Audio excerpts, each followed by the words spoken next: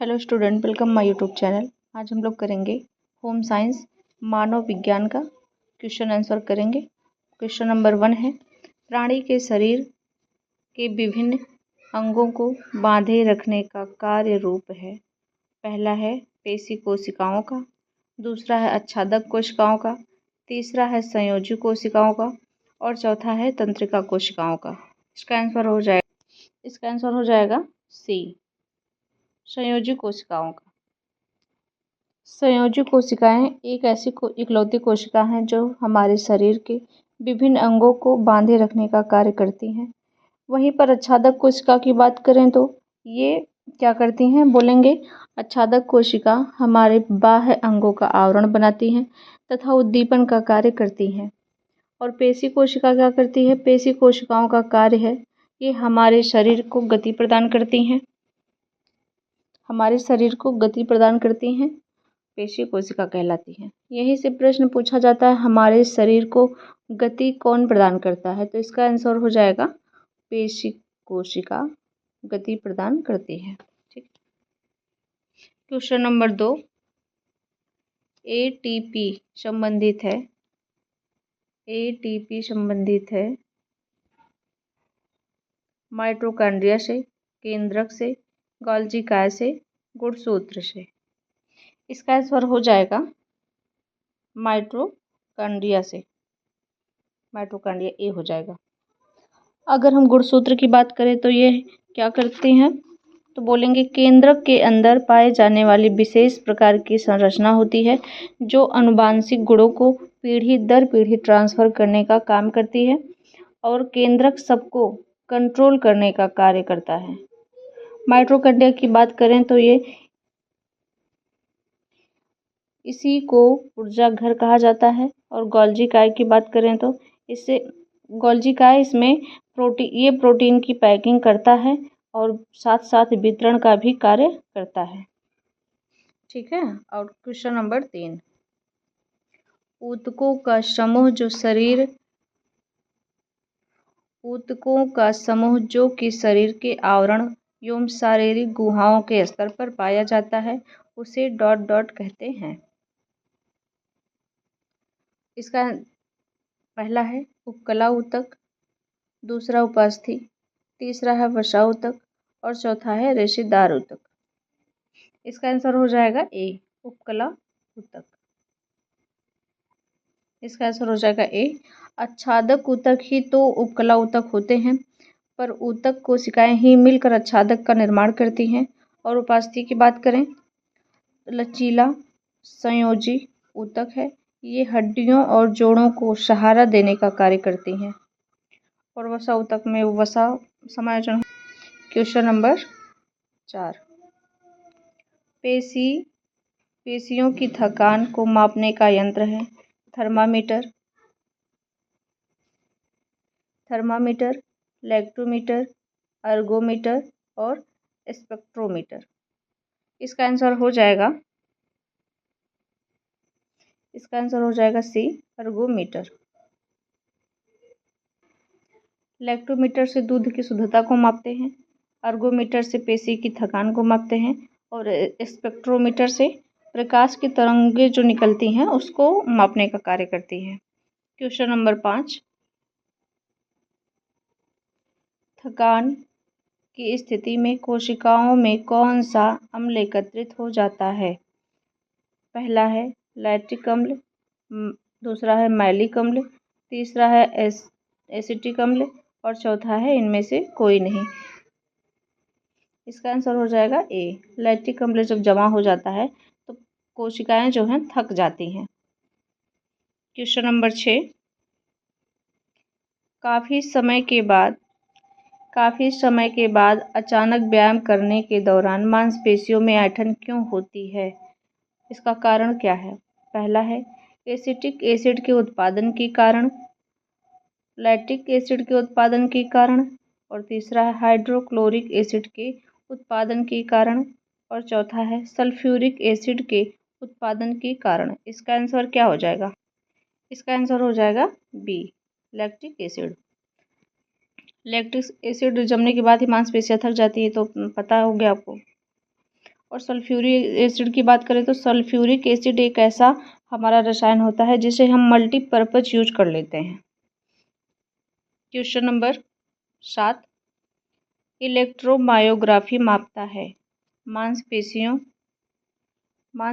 की थकान, हड्डियों के बीच का थकान, मांसपेशियों के बीच का, टिश्यू एफिशिएंसी।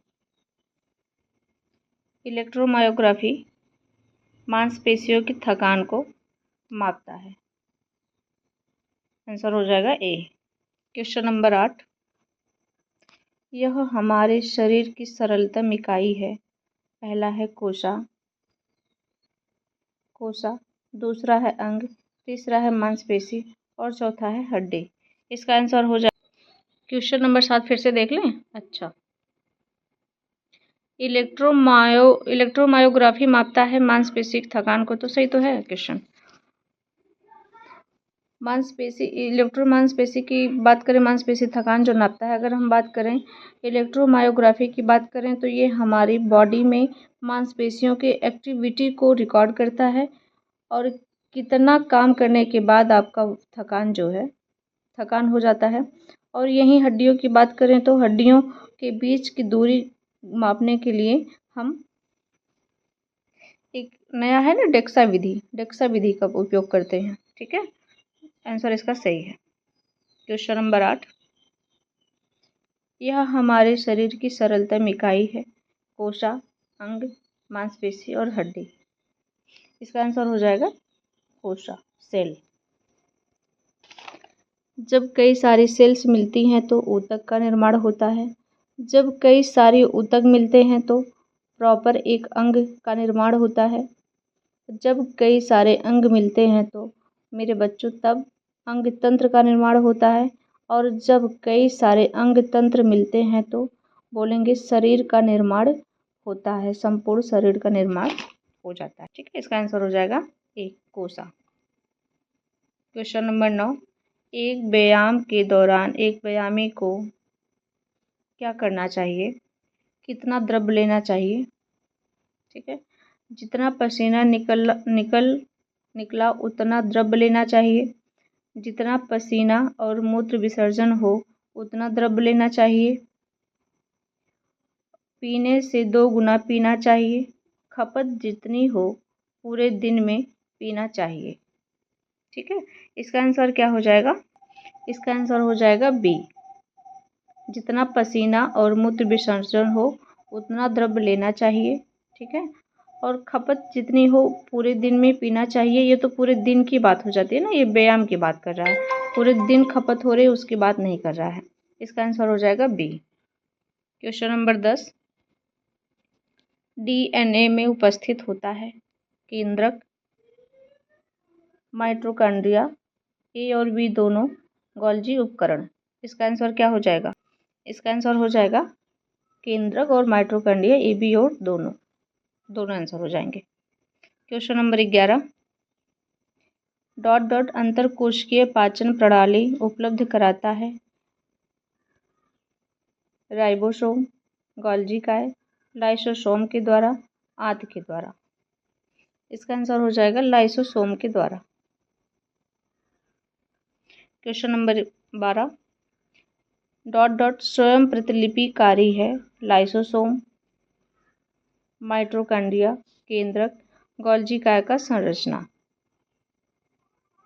इसका आंसर हो जाएगा माइटोकॉन्ड्रिया। इसका आंसर हो जाएगा माइटोकॉन्ड्रिया। क्वेश्चन नंबर 13, कोशिका झिल्ली की लिपिड द्विपरत में फास्फोलिपिड होते हैं। पहला है जलभीरु, दूसरा है जलप्रिय और तीसरा है ए और बी दोनों और चौथा है इनमें से कोई नहीं। इसका आंसर बताइए, इसका आंसर क्या? इसका आंसर हो जाएगा दोनों, ए और बी दोनों, जलभीरु और जलप्रिय। इसका आंसर हो जाएगा सी, ए और बी दोनों। जो फास्फोलिपिड होते हैं ना, ये हम कह सकते हैं कि जो इनकी क्वालिटी होती है, विशेषता होती है या इनका गुण होता है, जो वे द्वितरफी होते हैं। ये दोहरे स्वभाव के होते हैं। ये कहते हैं न काहू से दोस्ती न काहू से बैर, यह सब हमारे लिए बराबर हैं। ये फास्फोलिपिड कहता है इसका जो ऊपरी भाग होता है, ऊपरी भाग इनका जो सिरा होता है वो पानी की ओर आकर्षित होता है, तो ये पानी से दोस्ती करता है और अपने भाई से कहेगा ऐसा हमने इससे दोस्ती किया और तुम इससे दोस्ती ना करना। जलभीरु बोलता है जलप्रिय से। जलभीरु बड़ा होता है और जलप्रिय छोटा होता है। बोलेंगे क्यों? जलप्रिय बोलेगा क्यों, तो जलभीरु बोलेगा कैसे, इसका पता कैसे चलेगा कि किस स्वभाव का है। ठीक है, तुम उससे दोस्ती, हम दोस्ती कर लें और तुम उससे दुश्मनी कर लो। ठीक है, एक लोग दोस्त बन जाओ, एक दुश्मन बन जाओ, तो खुद ही पता चल जाएगा सामने वाले का दोस्त स्वभाव कैसा है उसका। ठीक है, उसका रियल नेचर कैसे है। हम तो भाई भाई हैं, हमारा तो कोई फिर भी कोई लोग लॉस नहीं कर सकते हैं। तो यही बात है इसमें। जो ऊपरी सिरा होता है वो जलभीरु होता है, जो निचली सिरा होता है उसको जलप्रिय कहते हैं। क्वेश्चन नंबर 14, कोशिका का शक्ति निवास है। कोशिका का शक्ति निवास क्या है? अभी हम लोगों ने पढ़ा था। कोशिका का शक्ति निवास किसको कहते हैं, ऊर्जा घर किसको कहते हैं? माइटोकॉन्ड्रिया को, लाइसोसोम को, केंद्रक को, एंडोप्लाज्मिक रेटिकुलम को। इसका आंसर हो जाएगा ए, माइटोकॉन्ड्रिया को। ऊर्जा घर इसी को कहते हैं, शक्ति निवास इसी को कहते हैं।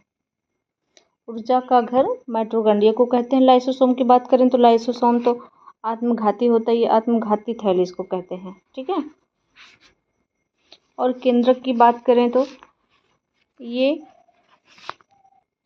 कोशिका का ब्रेन कहा जाता है।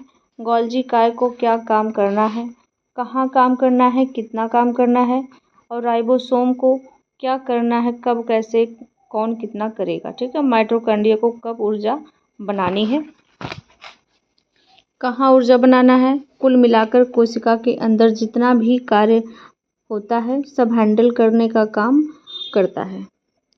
केंद्रक कुल मिलाकर कोशिकाओं का सभी भी गतिविधियों का भी कोशिका इधर उधर ना हो। अगर कोई सारी कोशिकाएं अपने अपने ढंग से काम करें, अच्छे से काम करें, इसलिए ये केंद्रक होता है। अगर कोई बात नहीं मानता तो उसके लिए लाइसोसोम है, यह एक आत्मघाती है ही है। ठीक है, कुल मिला के केंद्रक जो है मैनेजर का काम करता है। ठीक है, शरीर में हमारे। क्वेश्चन नंबर 15, ये देखिए अभिकथन और तर्क वाला क्वेश्चन है। नीचे दो कथन दिए गए हैं जिसमें एक अभिकथन है व दूसरा तर्क है। ठीक है, अभिकथन पढ़ेंगे हम लोग। वजन को जमीन से उठाने के लिए पीठ की मांसपेशियों की बजाय टांगों की मांसपेशियों का इस्तेमाल करना चाहिए। और तर्क है पीठ की मांसपेशी टांगों के मांसपेशी से कमज़ोर होती है। ठीक है, इसका आंसर क्या हो जाएगा? ये हो जाएगा। इसका आंसर ए और आर दोनों सही है। ठीक है, दोनों सही है क्वेश्चन, क्योंकि वजन ज़मीन से उठाने के लिए हम लोग पीठ से ज़्यादा पैरों का इस्तेमाल करते हैं, पैर टिकाते हैं तभी तो वजन उठता है। ठीक है, पीठ की मांसपेशी जो है टांगों की मांसपेशी से कमज़ोर होती है। सबसे ज़्यादा शरीर में जो मांसपेशियाँ मजबूत होती हैं वो पैर में होती है। इसका आंसर हो जाएगा ए और आर दोनों सही है। आज का सेशन ये समाप्त करते हैं। वीडियो पसंद आए तो लाइक करिएगा और चैनल पर पहली बार हैं तो सब्सक्राइब कर लीजिएगा, बेल आइकन प्रेस कर लीजिएगा